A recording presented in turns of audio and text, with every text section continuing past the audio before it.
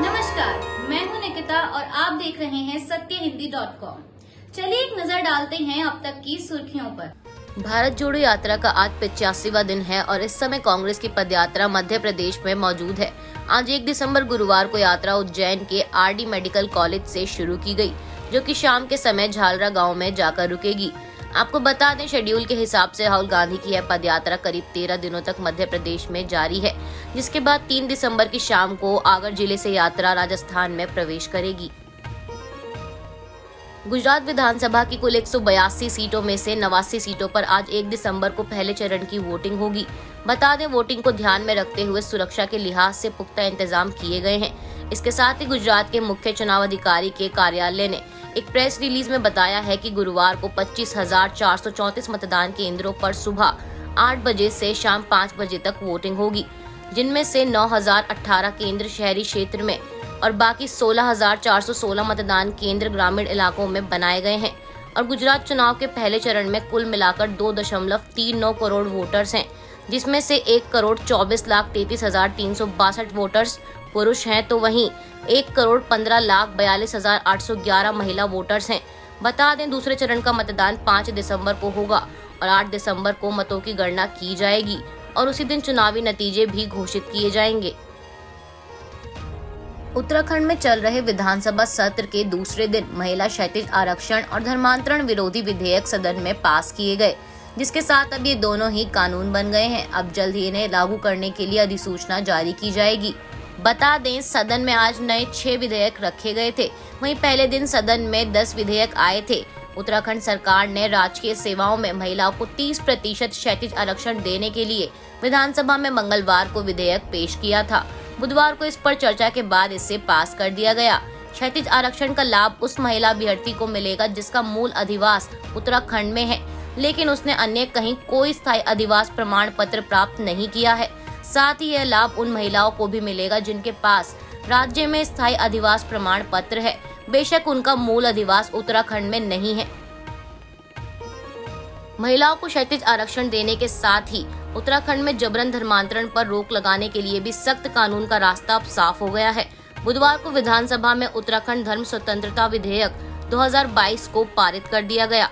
राज्यपाल की मंजूरी के बाद यह अधिनियम बन जाएगा। इसके तहत जबरन धर्मांतरण के दोषी को 10 साल तक की सख्त सजा का प्रावधान किया गया है। इसके अलावा उत्तराखंड में यदि कोई व्यक्ति स्वेच्छा से धर्म परिवर्तन करता है तो उसे 2 महीने के भीतर जिलाधिकारी को अर्जी देनी होगी।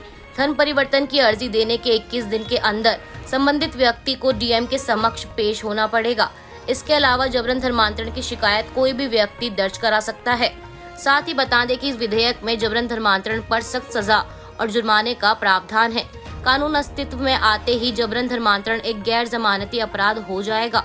सामूहिक धर्मांतरण में दोष साबित होने पर 3 से 10 साल की सजा के साथ 50,000 रुपए का जुर्माना होगा, जबकि एक व्यक्ति के धर्मांतरण पर 2 से 7 साल की सजा और 25,000 रुपए जुर्माना होगा।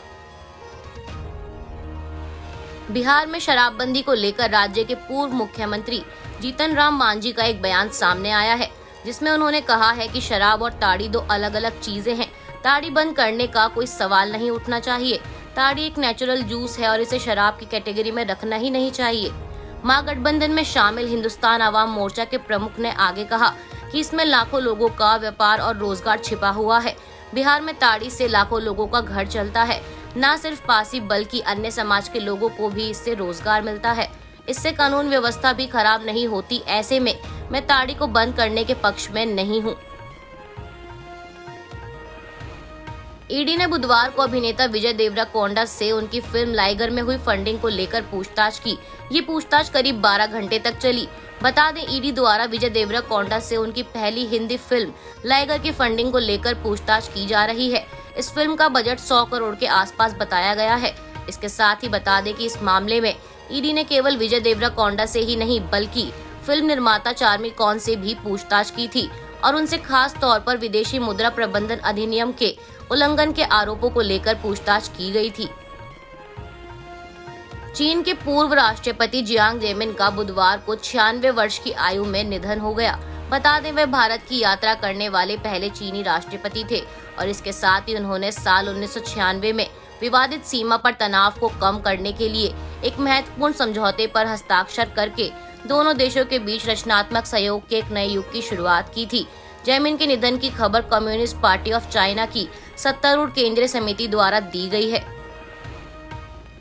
फीफा वर्ल्ड कप में बुधवार को ग्रुप डी के मुकाबले में ट्यूनीशिया ने फ्रांस को 1-0 से हराकर इस बार के खेल में एक और बड़ा उलटफेर कर दिया है। डिफेंडिंग चैंपियन फ्रांस के लिए ये बहुत बड़ा झटका है, क्योंकि उन्हें इस बार भी एक मजबूत टीम के तौर पर देखा जा रहा था। बता दें, कतर के एजुकेशन सिटी स्टेडियम में जारी मैच में फॉरवर्ड वाबी काजरी ने ट्यूनीशिया के लिए 58वें मिनट में गोल दागा, जो कि मैच का एकमात्र स्कोर रहा। हालांकि एंटोनी ग्रीजमैन ने मैच के आखिर में फ्रांस के लिए बराबरी का स्कोर किया था, लेकिन वार ने हस्तक्षेप कर एटलेटिको मैड्रिड के स्टार को ऑफसाइड करार दिया। फीफा वर्ल्ड कप 2022 के आखिरी लीग स्टेज मुकाबले में ऑस्ट्रेलिया ने डेनमार्क को 1-0 से हराकर वर्ल्ड कप के अगले राउंड में अपनी जगह पक्की कर ली है। तो वहीं डेनमार्क का सफर यहीं समाप्त हो गया। लेकिन बता दें कि ऑस्ट्रेलिया की इस जीत का असर ट्यूनीशिया पर भी पड़ा है, जिसे फ्रांस को हराने के बावजूद भी अगले राउंड में जगह नहीं मिली। फ्रांस और ऑस्ट्रेलिया ने 6-6 पॉइंट्स के साथ ग्रुप डी से अगले राउंड में अपनी जगह बनाई है। आज के लिए बस इतना ही। बाकी की खबरों के लिए बने रहिए सत्यहिंदी.com पर।